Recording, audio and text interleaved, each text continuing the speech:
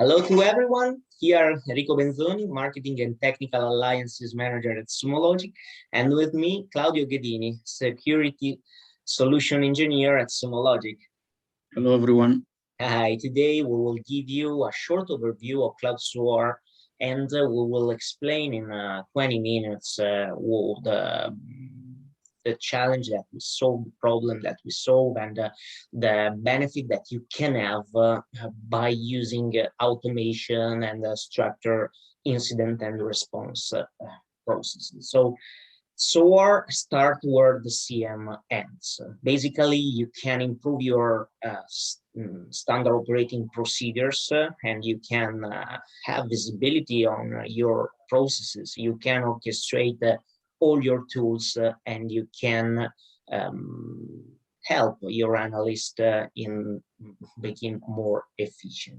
So here you can see in the modern cybersecurity environment, you have many tools to manage, and especially the SIEM generate alerts that you have to take in charge, you have to respond, and you have to make enrichment and investigation, you have to analyze, and you have to take insightful decisions in order to remediate the incident. So the SOAR help you in this. Basically, take the alert and make the triage, analyzing if it is a false positive or not. And it makes an automatic enrichment, orchestrating several tools that you have. And this permits you to save a lot of time and collect all the information obtained from several tools in a case manager that is very, very easy for the analyst to have a look. Basically, thanks to the SOAR, you can minimize the response time, you can reduce the analyst fatigue, and improve the efficiency and consistency of your processes. You can see here some of the integration that we have. We have hundreds of connectors and thousands of actions that are ready to use. So you have to analyze the tool that you have to analyze if the processes that you have use that technologies, and then you can improve your standard operating procedures. You can also use the SOAR for non-cyber use cases, for IT, for OT environment, for everything. The SOAR is very, very flexible. And the open integration framework, Claudio will show you in details, permit you to create your own connectors, and there's no limits on the connectors you can create. This is a phishing playbook. It's the way in which you can improve a standard operating procedures. For each type of attack, you can have a standard operating procedures to activate. You can see in green, there are enrichment, and in blue, notification, in red, containment, and this is the user choice, and these are the machine choice. So the SOAR analyze the data and decide if the playbook has to run up or down. So after the receiving of an alert, the SOAR identify the type of threats and activate the related playbook. You can see that in automatic start the enrichment, so you can take the IP geolocalization of phishing domain, the phishing domain screenshot, you can send a notification, you make other enrichment, and you arrive at the machine choice in order to identify if it is malicious or not. This process is just an example, and it's a real case, but it's a case based on a customer. Okay, so you have to improve your own processes, and the flexibility that the Cloud SOAR give you is very, very powerful for you. In this case, it is malicious, and you can see that the playbook go up and continue the process and arrive at this important box that is the analyst choice. In this in this point, the playbook stops and the analyst has to take a decision, can enter in the case manager having a look on all collected information, and they have to decide on which technology they have to ban the URL or domain. They can click on all resources, none and above the specific technology, or enter in the case manager and have a look on it. In this case, the analyst click on Cisco umbrella, not only on the playbook, but on the SecOps dashboard in which this question appear. The SecOps dashboard we will see later that is a powerful tool because the analysts have all their tasks in the one place. And when the analysts click on Cisco umbrella, the SOAR orchestrate Cisco umbrella action in order to block the domain. And the SOAR arrived to the latest node of this process in which assign an automatic task to an analyst. And the analyst has to review the incident and close it. And all this process should be completed in 4 minutes because it's very, very structured. And the analyst has to follow this process. Here you can see the 6 point that Claudio is showing you now. So starting from the open integration framework for the integration, it will show you the incident management capabilities, playbooks, and case manager, the SecOps dashboard, the triage machine learning and supervised active intelligence that helps the analyst to take the right decisions, and the highly customizable dashboard and KPIs and incident reports that improve the collaboration and communication between the analyst and the overall company. Now Claudio is showing his monitor and can start a quick demo for you. If you have any question, please use the chat box and we can respond to you at the end. Thank you. Thanks, Enrico. As Enrico mentioned, these are the 6 points that I want to highlight, starting from the open integration framework. That is a tool inside the platform that helps you to manage, orchestrate, and create connector redaction to interact with the different technologies. So this is the integration section of the platform. There are the list of some integration, the one that are available in this instance, but you can add as many as you want. This is the list of the action that we have. As you see, all are color-coded. We have daemons to interact with the source and collect data. The green one, enrichment action, as you see, as Enrico showed in the playbook example. You can, from the open integration framework, edit and see the code.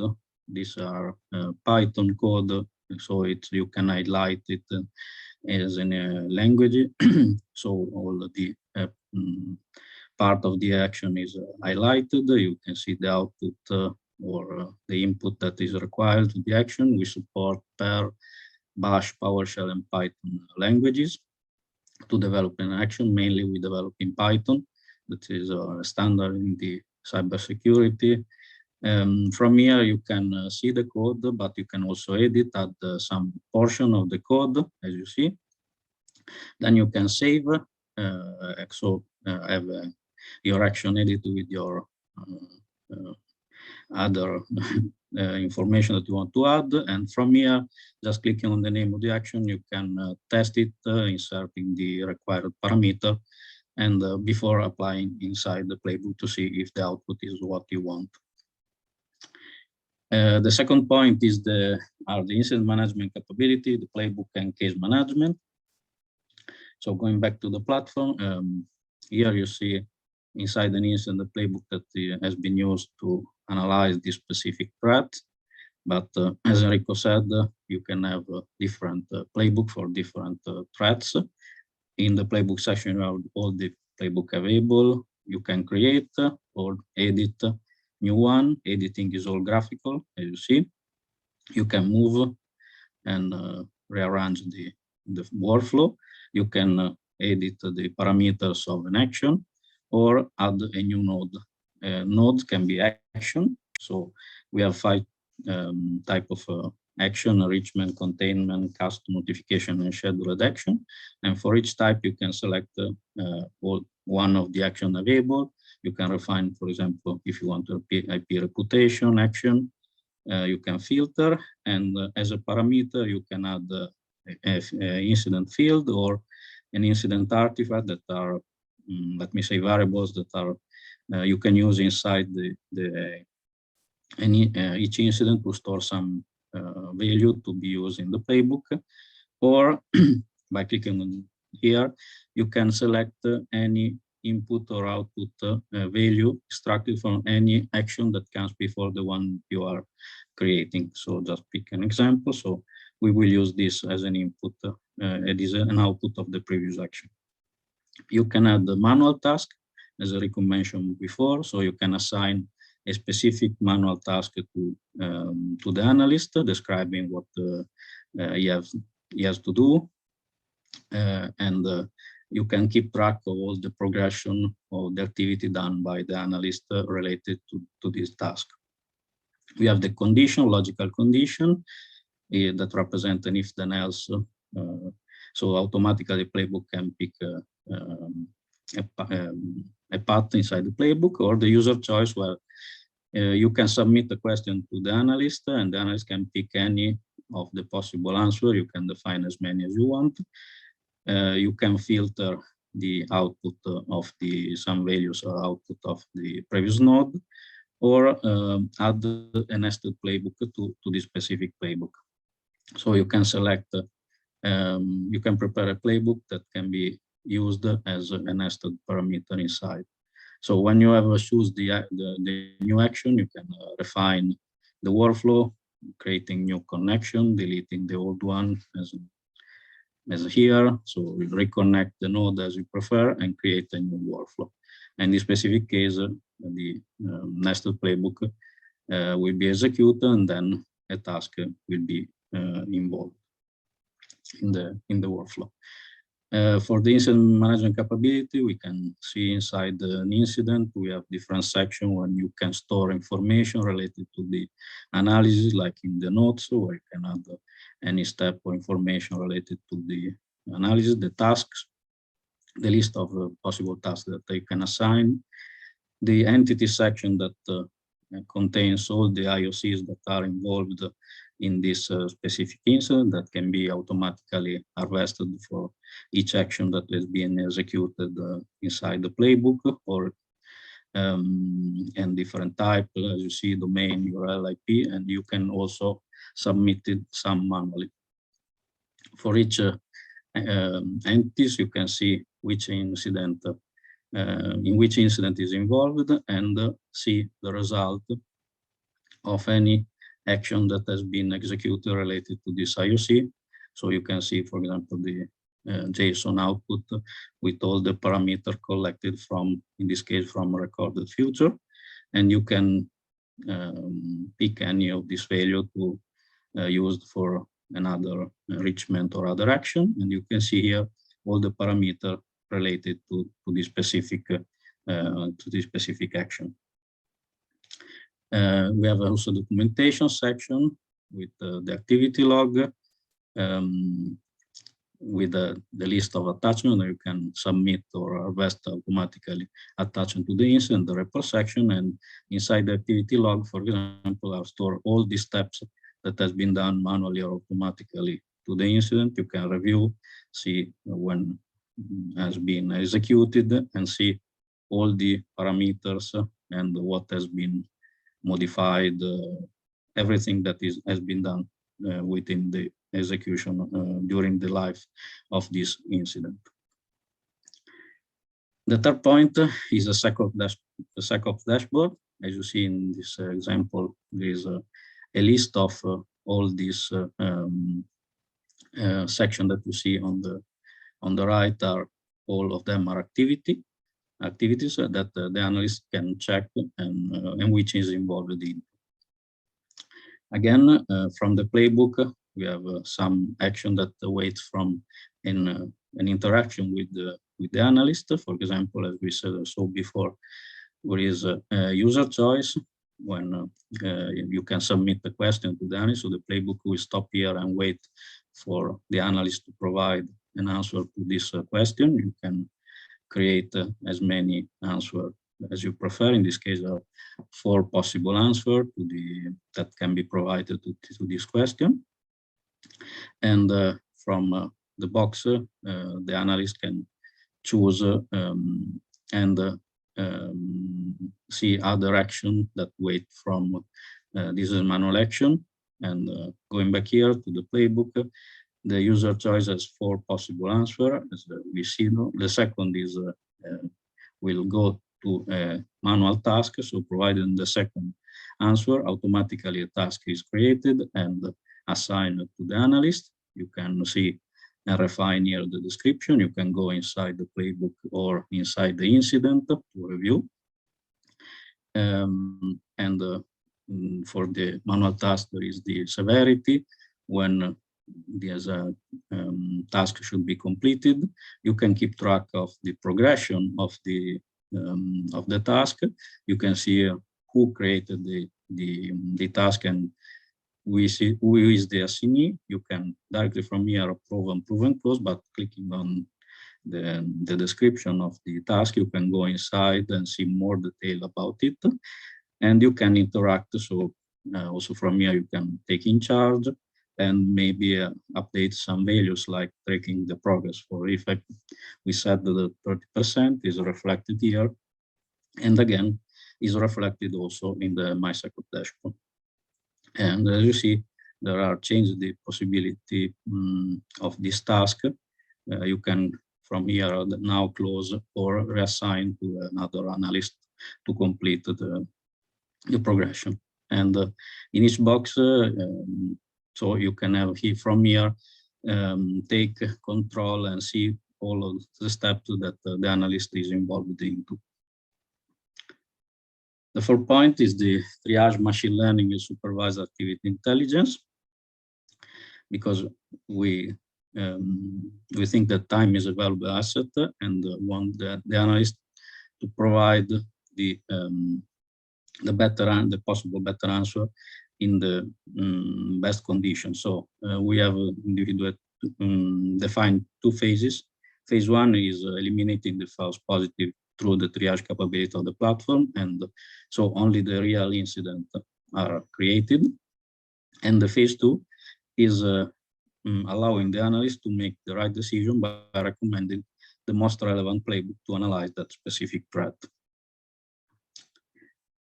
Point number 5 is the highly customizable dashboard and KPIs. So these are some examples of graphical widget that you can define with different parameters.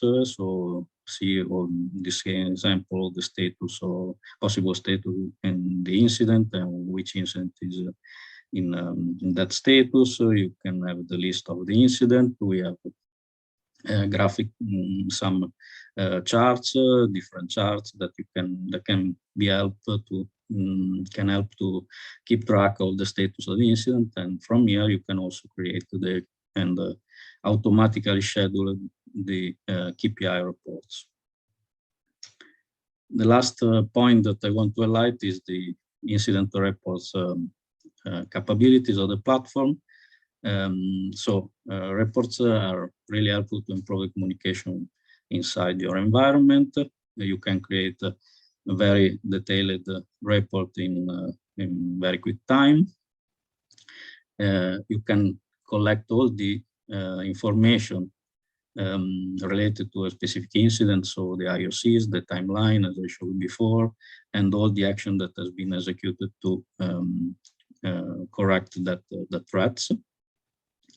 You can have highly customization in the report, so you can build also customize the report with your logo, your template, your font. So it's very customizable, and reports are improved communication and grants a more efficient incident response.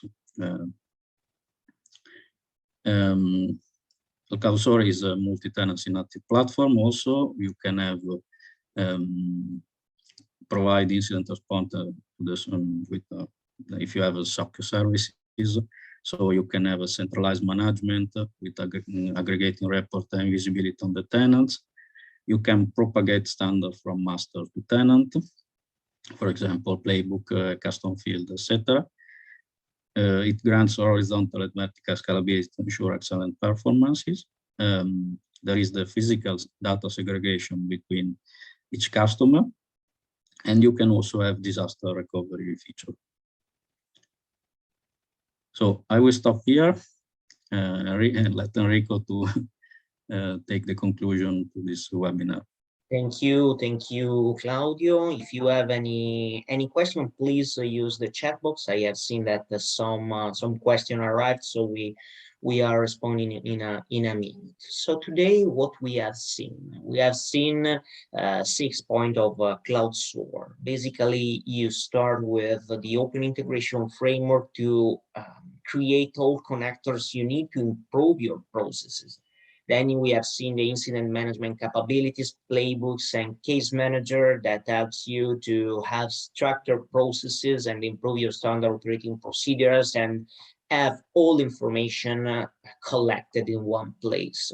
And in the SecOps dashboard, your analyst will have all their tasks, and there's no confusion, and there's not repetitive and manual tasks that are easy for an analyst to conduct every day, so they can focus just on high-value tasks. And the fourth point, that is the triage machine learning and supervised active intelligence that helps the analyst in better identify the threats and take insightful decisions. The latest points, highly customizable dashboard and KPIs and the incident reports permit to improve the collaboration and communication across the company. But start with the question we received. How to start SOAR project. Thanks for the question.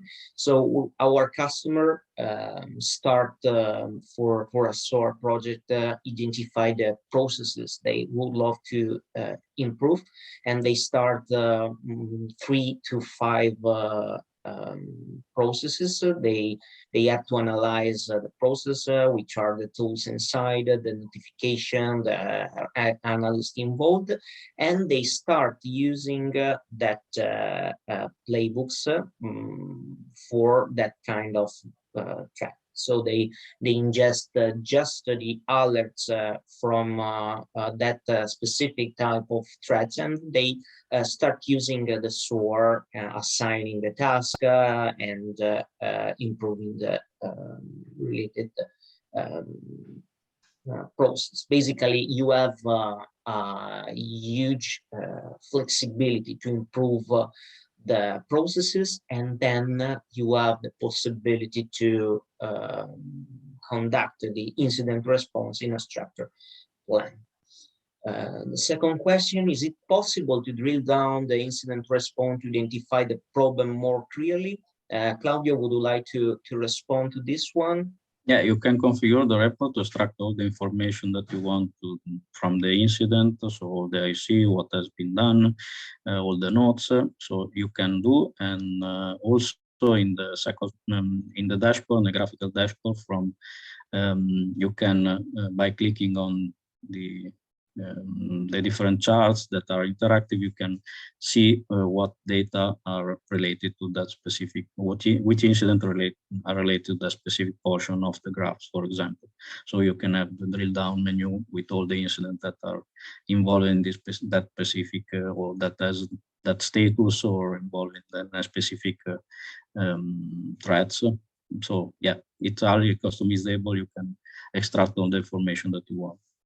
Yeah. Do you have any preliminary question regarding the environment before adopting the solutions? I think if there's a SIM that generates a lot of alarms, if you have structured processes, how do you conduct today the response to your incidents? Basically, you with the SOAR, you improve the latest part of the cybersecurity, so the processes to respond to the incident. And the SOAR helps you in create incident when they are real. So the triage, for example, avoids to create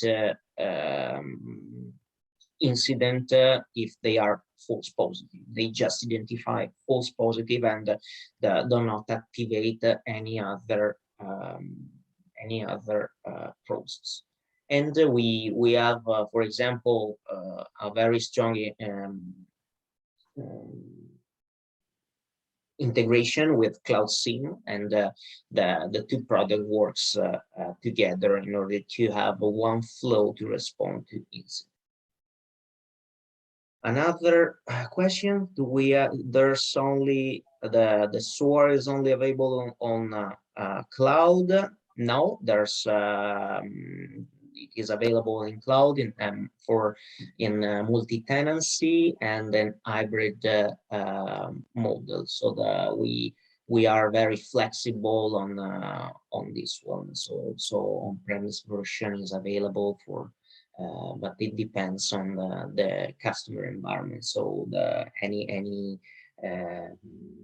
any deployment is different from another one based on the flexibility of the tool, and you have to adapt the SOAR on your stack and your process. Then another question, I think the latest, because we have finished the time. Well, can you explain better how it works, the integration? Would you like to respond, Claudio? Yeah, the integration is divided into, let me say, two sections. One is you can define the parameter to connect to that particular technology if it's required an API key or user and password. So all the parameters to reach that technology, and then all the action that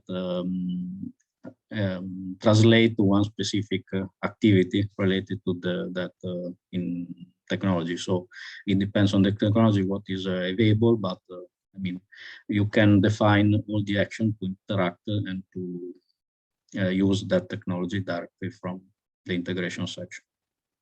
Exactly. Thank you very much. So we invite you to contact us in order to fix a specific session and have a look on the different playbooks you can have. We can show you the ROI over the solution, so we can show you with or without SOAR how it's the different on your SecOps and how you can improve your overall processes. Basically, you can start for cybersecurity, but you can serve your business. Basically, you can improve overall processes, and all the processes will be sure because are supervised by the SOC team. That is a great opportunity for the cyber team to take power inside the firms, because the goal of the cyber security is protect the business and serve them. So thank you very much for attend to this webinar, and we will be happy to talk to you in the future. Have a nice day. Bye-bye.